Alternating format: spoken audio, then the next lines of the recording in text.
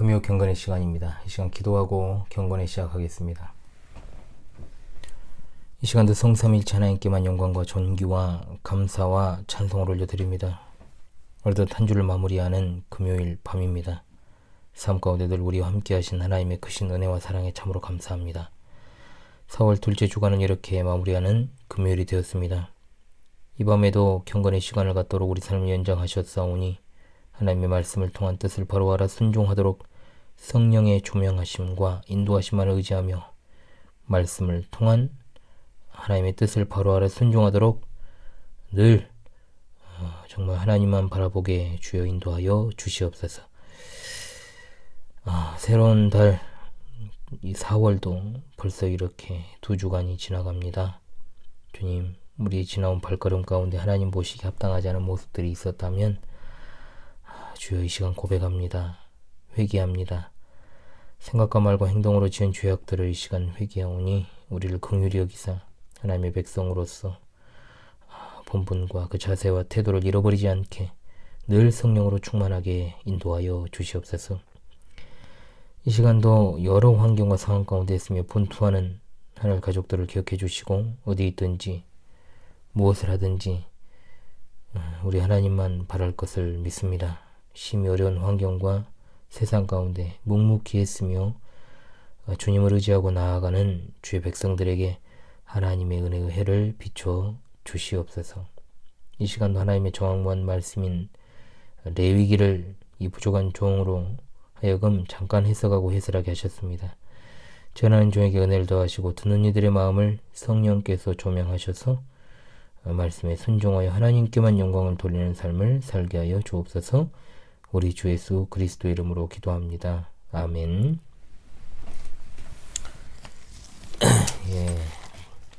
새 찬송가 200장, 통일 찬송가 235장입니다. 새 찬송가 200장, 통일 찬송가 235장이 되겠습니다. 달고 묘한 그 말씀, 생명의 말씀은 귀한 그 말씀 진실로 생명의 말씀이 나의 길과 믿음 밝히 보여주니 아름답고 귀한 말씀 생명샘이로다. 아름답고 귀한 말씀 생명샘이로다. 귀한 주님의 말씀은 내 노래 되도다. 모든 사람을 살리는 생명의 말씀을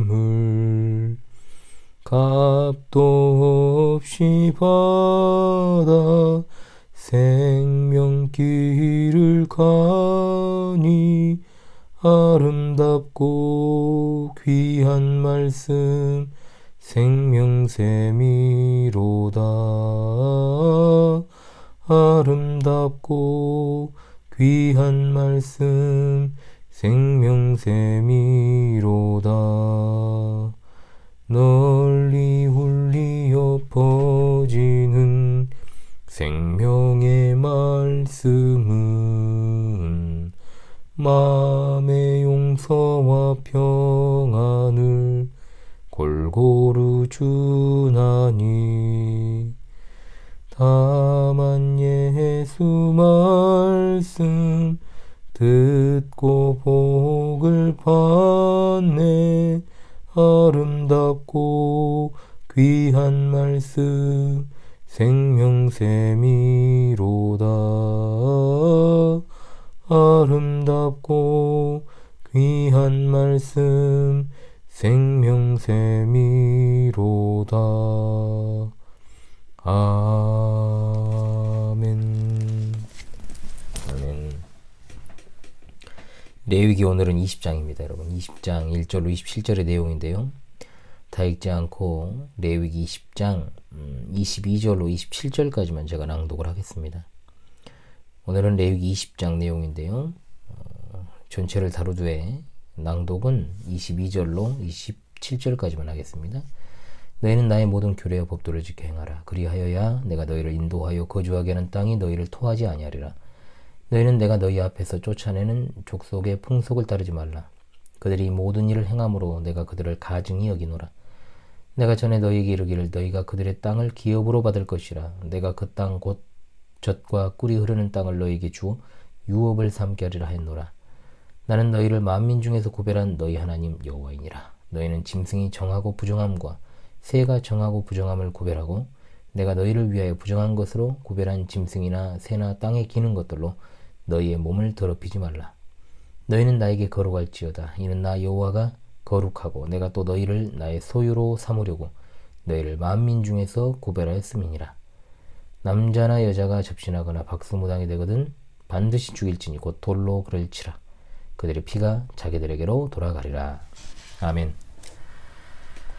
예, 오늘은 레위기 20장입니다. 여러분 보시면 알겠습니다만 레위기 20장에 소개되는 법들은 이미 18장과 19장에서 다룬 것들입니다. 그렇다면 어떤 차이가 있느냐? 그것은 바로 제시하는 형식이 다르다는 겁니다. 18장과 19장의 법은 특정한 행동을 금지하고 명령하고 있지만 그와 관련하여 발생하는 결과에 대해서는 거의 언급을 안 합니다. 그런데 20장에서는 조건적입니다. 즉 이스라엘이 이 법을 지키지 않았을 경우에 이들에게 어떤 결과나 형벌이 주어질 것인가를 진술하고 있죠. 그러므로 20장은 법을 어긴 자들에게 어떤 형벌이 주어질 것인가를 규정하므로 앞에서 소개된 18장, 19장에서 소개된 법들을 보충하고 강화하는 역할을 수행합니다. 총 4부분으로 나누어서 주어진 본문을 살펴보도록 하겠습니다. 자, 첫 번째로 종교적인 범죄 행위에 대한 벌입니다.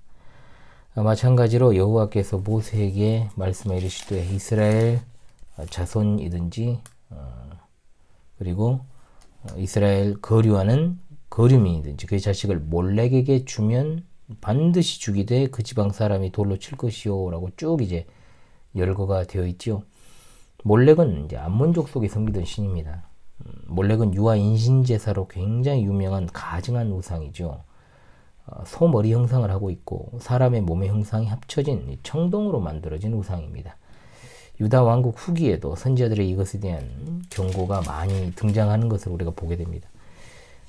그 지방 사람이 돌로 치라는 것은 우상 숭배자에 대한 공동 처형 방법으로 이스라엘 공동체의 어떤 연대 책임성을 가르치기 위해서 이제 그렇게 하신 것이죠. 그래서 우상 숭배가 얼마나 가증한 죄고 또한 범죄 예방의 효과를 거두기 위한 것이다. 그러나 스데반은 복음을 증거하다 이런 사형을 당하고 바울도 돌에 맞아 죽을 뻔했던 것을 우리가 잘 알고 있습니다. 또한 나도 그 사람에게 진노하여 그를 그의 백성 중에서 끊으리니 이는 그가 그의 자식을 몰렉에게 주어 내 성소를 더럽히고 내 성호를 욕되게 하였음이라고 했습니다. 자, 백성 중에서 끊는다라는 표현은 하나님과의 언약 관계에 있는 복된 공동체에서의 단절을 의미합니다.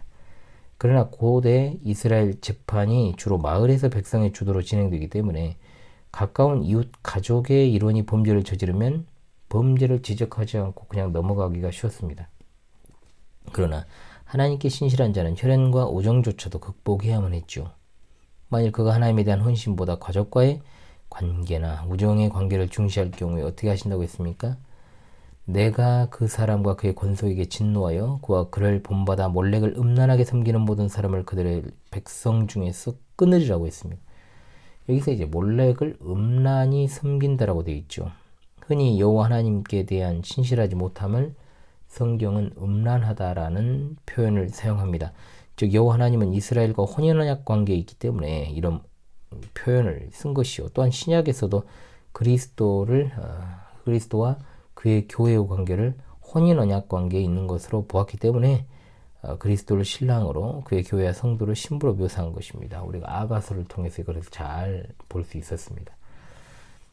그리고 이제 신접한 자를 금하는 금지 명령입니다. 27절에 이게 다시 나타나죠. 다시 나오는 것은 중요하니까 그렇습니다, 여러분. 거짓된 신비주의를 따르는 자들은 사형시켜야 됐습니다.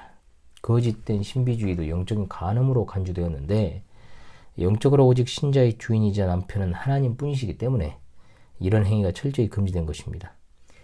이미 19장 31절에서 신접한 자에 대한 금지가 나오는데 점치는 자들 그리고 영매들이 다 여기에 포함되죠. 사울은 그의 통치 초기에 신접한 자를 제거하려고 했지만 결국은 어떻게 했습니까, 여러분? 그가 신접한 여인을 불러서 사무엘의 영을 불러내는 어처구니 없는 일을 자행하여 자기 자신이 스스로 언약 관계에서 탈락된 자라는 사실을 드러내고 맙니다. 세 번째로 거룩에 대한 권면입니다. 몰렉 숭배 그리고 신접한 자에 대한 금지의 명령에 이어 거룩함으로의 권면과 규례에 대한 순종의 권면이 이어집니다.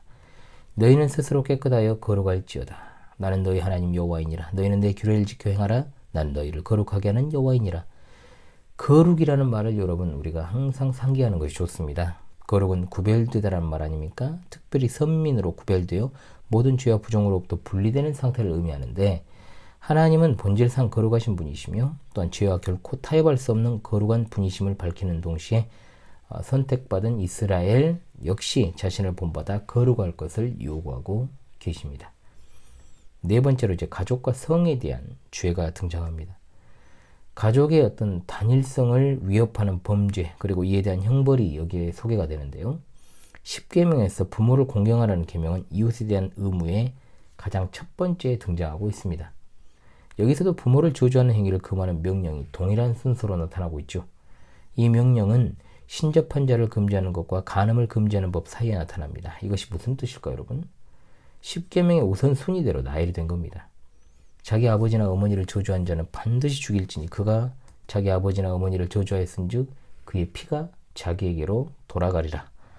여기 나오는 저주한다는 말의 의미는 우발적으로 분노의 말을 바라는 것 이상을 의미합니다.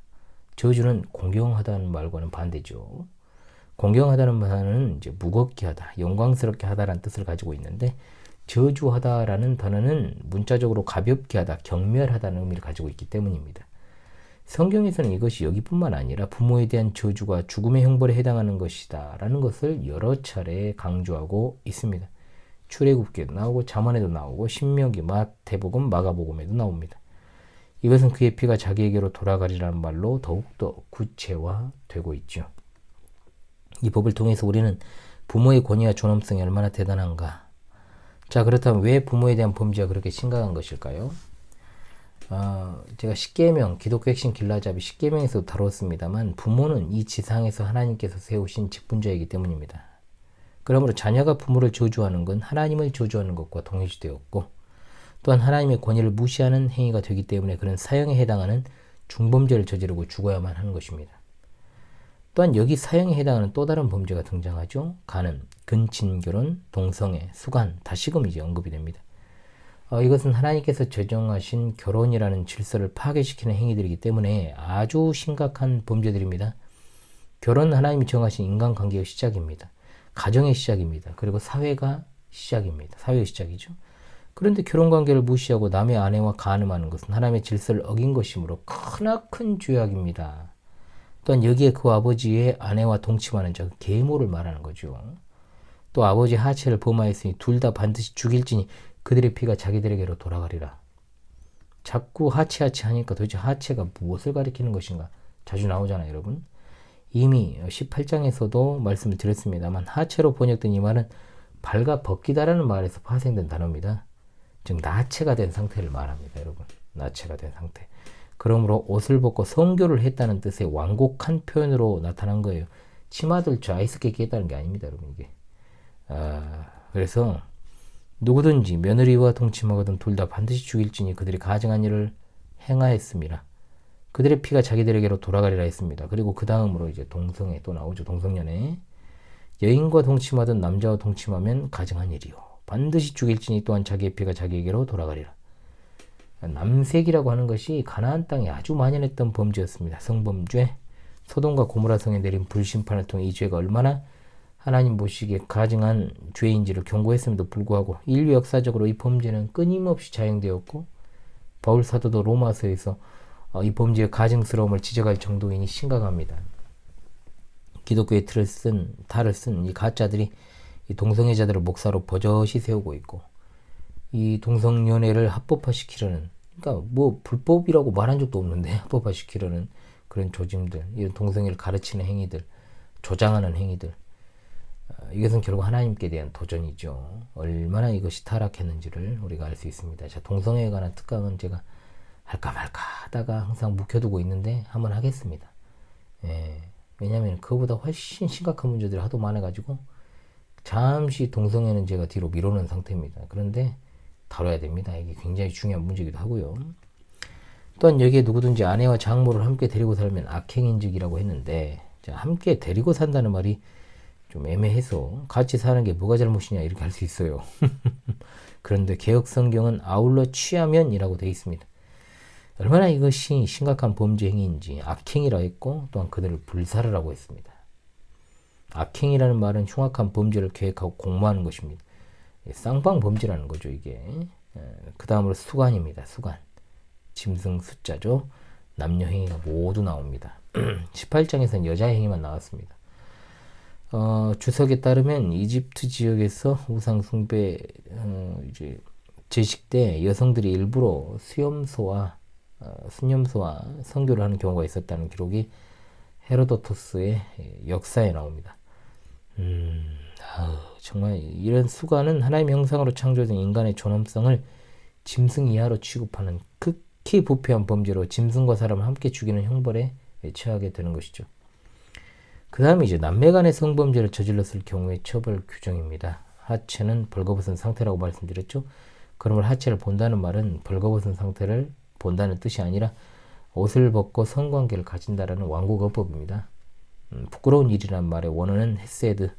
헤세드는 호의나 친절을 가리키는 굉장히 많은 의미를 가지고 있는 단어인데, 유대인의 어법상 입에 담기조차 힘든 말을 했을 때 그 말의 본뜻과 반대되는 말을 사용하는 관계가 있습니다. 자, 관례가 있어요, 좀. 그래서 그런 의미로 이제 사용된 것이다라고 보면 됩니다. 여기에는 이복 누이를 포함한 여러 관계가 혼재되어 있습니다. 그리고 월경 중의 여인과 동침한 행위는 생명을 나타내는 피를 수치스럽게 취급하는 범죄이므로 역시 백성 중에서 끊어진다 했습니다. 이모, 고모 같은 살부치와의 근친상간을 금한 이후 또 숙모가 등장하죠. 다른 곳에는 없는 내용이 나옵니다. 숙모 또는 형제 아내와 동침했을 경우에 무자헐이라는 형벌이 나오고 있죠. 자, 그것은 자식 없이 그냥 살다가 죽는다는 표현으로 보아야 하는가, 아니면 자식이 없는 상태에서 죽임을 당한다는 뜻으로 봐야 되는가, 이런 이제 문제가 있습니다.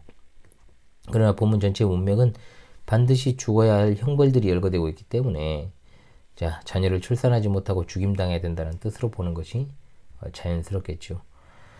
형제와 아내를 취하는 계대 결혼은 원래 있습니다만, 이것은 어디까지나 형제가 자식을 두지 못한 상태로 죽었을 경우 해당하는 것이지, 살아있을 경우 또는 슬하에 자녀 남기고 죽을 때는 해당되는 경우라고 할 수 있습니다. 이것은 이제 더러운 일이라 했고, 하체를 범했으니 자식이 없으리라고 했습니다.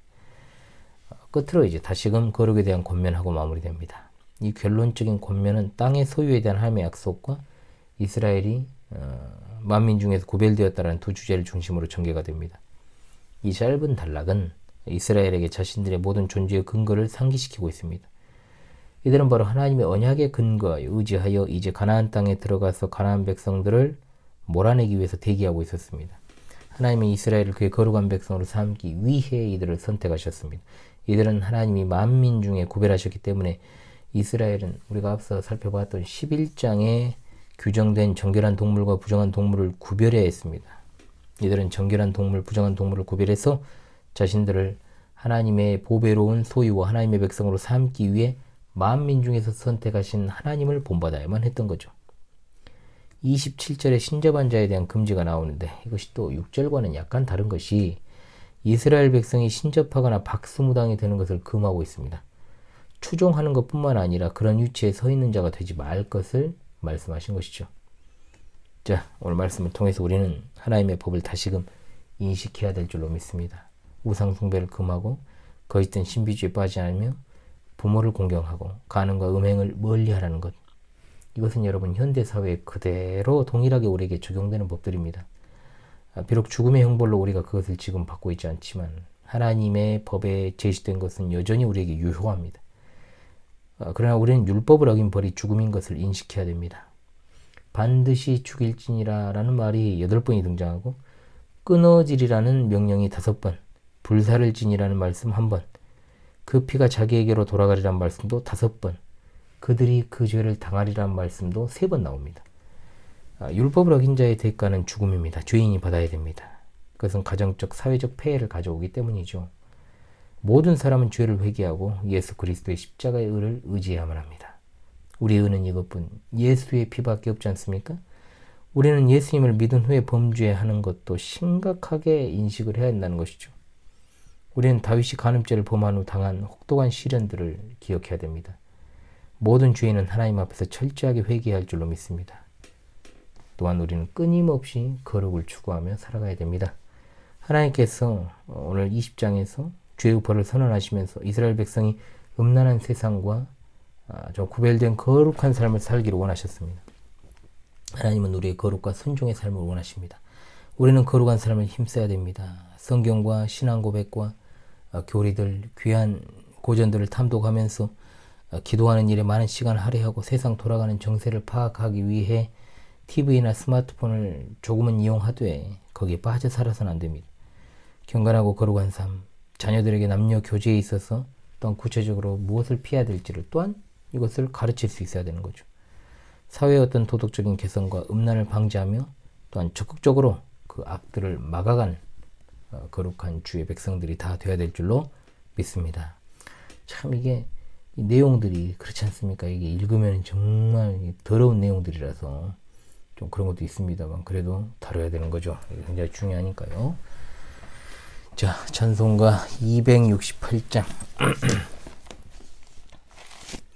통일찬송가 202장입니다. 찬송가 268장 통일찬송가 202장 함께 이 시간 부르도록 하겠습니다. 새찬송가 268장 통일찬송가 202장입니다. 죄에서 자유를 얻게 함은 보혈의 능력 주의 보혈 시험을 이기고 승리하니 참 놀라운 능력이로다. 주의 보혈 능력이 또다. 주의 피 믿으오. 주의 보혈 그 어린 양의 매우 귀중한 피로다. 육체의 정욕을 이기림은 보혈의 능력 주의 보혈 정결한 마음을 얻게 하니 참 놀라운 능력이로다. 주의 보혈 능력이 또다. 주의 피 믿으오. 주의 보혈 그 어린 양의 매우 귀중한 피로다. 눈보다 더 희게 맑히는 것 보혈의 능력 주의 보혈 부정한 모든 것 맑히시니 참 놀라운 능력이로다. 주의 보혈 능력이 또다. 주의 피 믿으오. 주의 보혈 그 어린 양의 매우 귀중한 피로다. 구주의 복음을 전할 제목 보혈의 능력 주의 보혈 날마다 나에게 찬송 주니 참 놀라운 능력이로다. 주의 보혈 능력이 또다. 주의 피 믿으오. 주의 보혈 그 어린 양의 매우 귀중한 피로다. 아멘. 예, 벌써 4월 둘째 주간일이 마무리됩니다, 여러분. 한 주간도 참 노고가 많으셨습니다. 레이기 강설이 아직 좀 남아 있습니다만은 이제 20장 끝났으니까요. 끝나면 이제 신약 성경을 강설하겠다고 말씀드렸습니다. 강설할 본문은 레이기 끝나기 2주 전 이제 공지하도록 하겠습니다. 말씀드렸듯이 이번 주일 오후에는 요리분답이 없습니다. 교회 차원에서 야외에서 시간을 보내게 됩니다. 여러분도 하나님 예배하시고요. 주일에 경건한 교제로 좋은 시간들을 좀 보내시기 바랍니다. 점점 봄이 없어지고 겨울에서 여름으로 바로 가는 것 같아요. 진짜 무슨 어떻게 된 게 3월보다 4월이 더 추운 것 같은 아침 저녁으로. 여러모로 부족한 방송입니다. 여러분들의 관심과 기도로 지금까지 버티고 있습니다. 늘 감사를 드립니다. 자, 그럼 여러분 주말과 주일에도 하나님이 주시는 충만한 은혜로 가득하시고요. 또 말씀드릴 게 있으면 또 커뮤니티 게시판을 통해서 여러 경로로 또 말씀을 드리도록 그렇게 하겠습니다. 여러분 기도하고 금요 경건의 시간을 마치도록 하겠습니다. 기도합니다. 우리 하나님 참으로 감사합니다. 참으로 음란한 세상과 거룩하게 구별된 백성으로 살기 원합니다. 거룩한 삶에 힘쓰기 위해서 이 음란한 세상에서 늘 말씀과 기도에 전념하는 우리 모두가 되게 하여 주시옵소서. 우리의 마음과 생각을 빼앗을 수 있는 모든 요소들로부터 우리 자신을 스스로 차단하게 하옵소서.